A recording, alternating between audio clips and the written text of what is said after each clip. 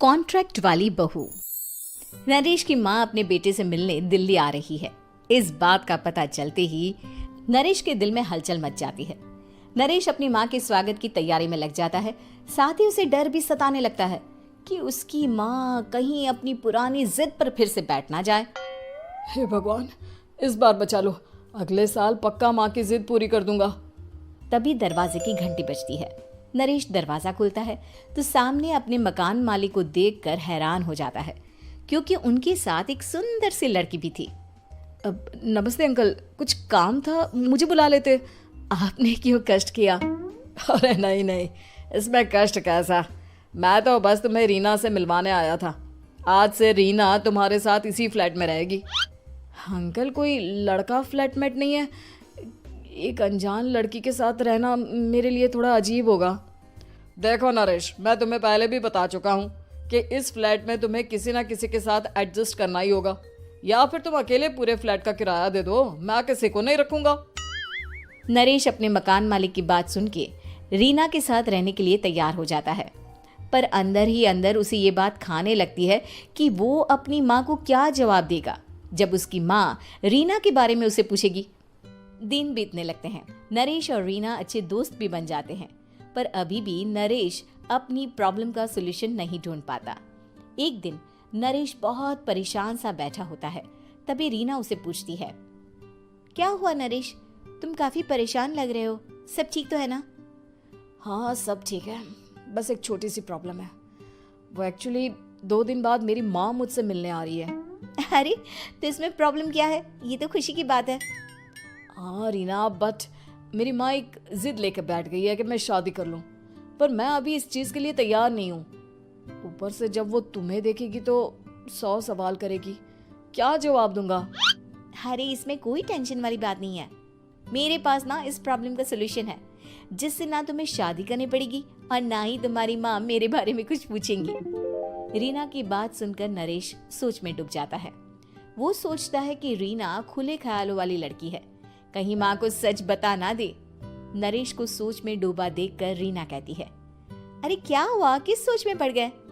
Don't worry, जैसा तुम सोच रहे हो ना वैसे कुछ भी नहीं है। मेरे पास एक प्लान है। मैं कुछ समझ नहीं पा रहा हूँ, कैसा प्लान? मैं समझाती हूँ।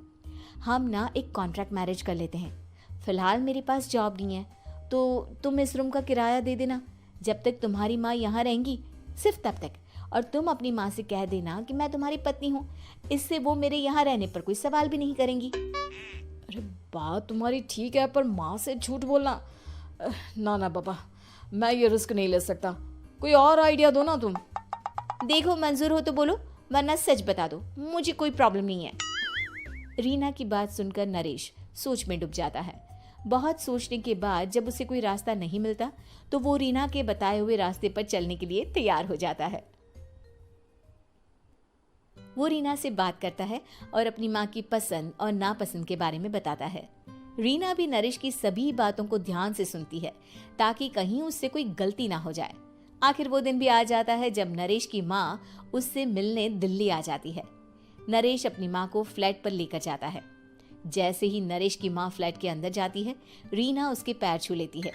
ये देखकर नरेश की माँ थोड़ी घबरा जाती है और नरेश से पूछती है, अरे बेटा नरेश, ये कौन है? माँ ये आपकी बहू रीना है। माफ़ी चाहता हूँ, सब कुछ इतनी जल्दी में हुआ कि आपको बता ही नहीं पाया, इसलिए सोचा कि क्यों ना आपको सरप्राइज दिया जाए। अरे बेटा, मैं तो बस तेरा घर बसा हुआ देखना चाहती थी। हाँ, बहुत अरमान थे अपनी इकलौती बेटी की शादी को लेकर, लेकिन कोई बात नहीं, शायद किस्मत को यही मंजूर होगा।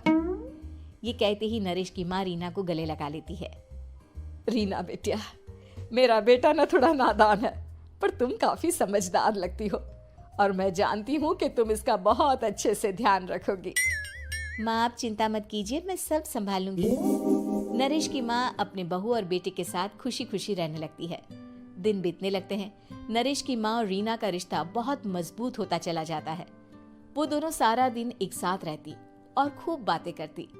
इधर साथ रहते रहते नरेश और रीना भी एक दूसरे से प्यार करने लगते हैं। दोनों को इस बात का एहसास हो जाता है, फिर भी वो इस बात को छुपा कर ही रखते हैं।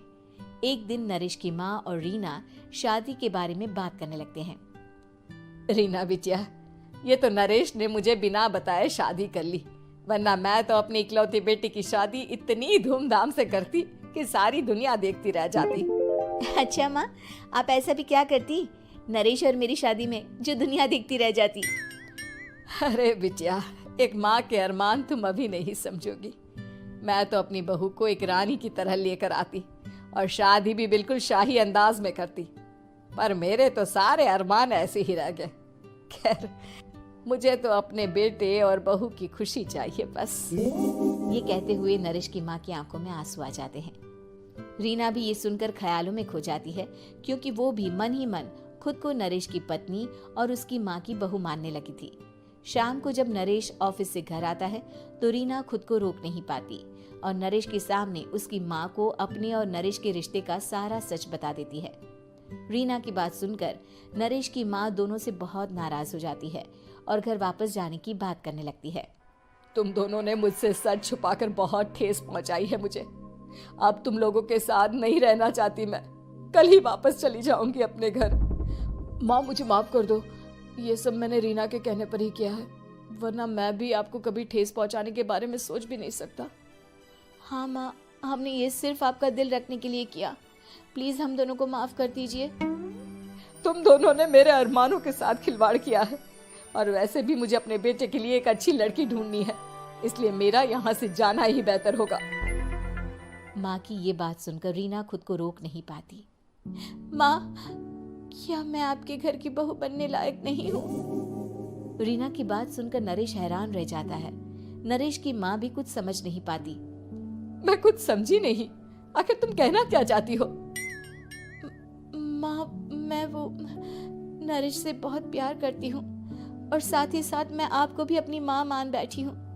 आज जब आपकी बातें सुनी तो खुद को रोक नहीं पाई, इसलिए सारा सच आपको बता दिया। रीना की बात सुनकर नरेश की माँ की आंखों में आंसू आ जाते हैं और वो अपने बेटे नरेश और रीना को गले लगा लेती है। मेरे घर की बहू तो सिर्फ रीना बिटिया ही बनेगी। मैं आज ही तुम दोनों की शादी की तारीख निकलवा दूंगी, बस एक बार तुम्हारे घर वाले मान जाए। उसी दिन रीना के माता पिता भी उनके फ्लैट पर आ जाते हैं। दोनों परिवार आपस में बैठकर बातें करते हैं और शादी के लिए राजी हो जाते हैं। रीना भी कॉन्ट्रैक्ट फाड़ देती है और कहती है, सही मायने में मैं अब बहू बनूंगी, अब तक तो सिर्फ कॉन्ट्रैक्ट वाली बहू थी।